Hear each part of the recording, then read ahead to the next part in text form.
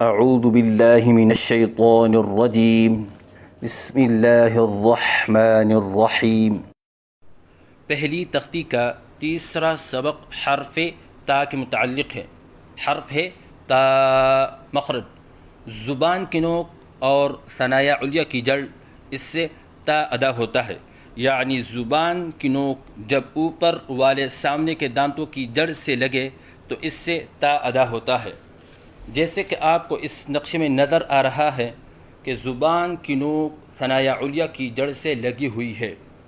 پڑھنے کا طریقہ: زبان کی نوک کو اوپر سامنے والے دانتوں کی جڑ سے لگائیں اور اس کے بعد زبان کو الگ کریں اور پھر منہ کھولیں، کیونکہ اس کے بعد الف ہے اور الف کی ادائیگی منہ کے کھولنے سے ہوتی ہے، اور ایک الف کے برابر لمبا کر کے پڑھیں، نہ ایک الف سے کم ہو جیسے تا، اور نہ ایک الف سے زیادہ ہو جیسے تا۔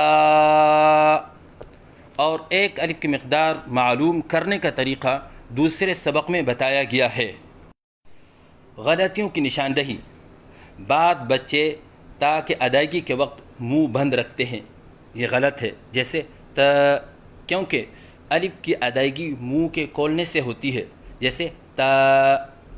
بعض بچے الف کے بعد حمزہ کا اضافہ کرتے ہیں، یہ غلط ہے، جیسے تا۔ بعض بچے تا کے الف کی ادائیگی کے وقت آواز میں لہراؤ سا پیدا کرتے ہیں، یہ غلط ہے، جیسے تا، بلکہ آواز کو بالکل سیدھی رکھے، جیسے تا۔ اگر ان غلطیوں میں سے بچہ کوئی ایک غلطی کر رہا ہے، جیسے حمزہ والی غلطی ہو، تو اس کو درست کرنے کا طریقہ یہ ہے کہ استاد کو چاہیے کہ بچے کے سامنے پہلے صحیح ادائیگی کریں، جیسے تا، اور پھر بچہ جو غلطی کر رہا تھا اسی کو دہرائیں، جیسے تا، تاکہ بچے کے سامنے صحیح اور غلط کے درمیان فرق واضح ہو جائیں، کیونکہ بچہ اپنے ذہن کے مطابق صحیح پڑھ رہا ہوتا ہے۔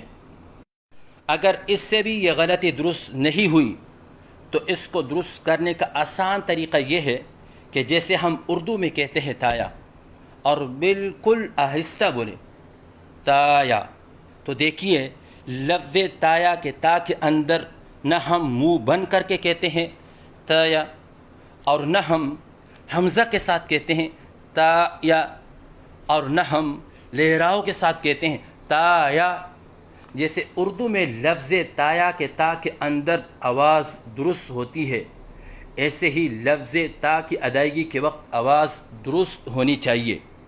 تو صحیح ادائیگی ہے تا۔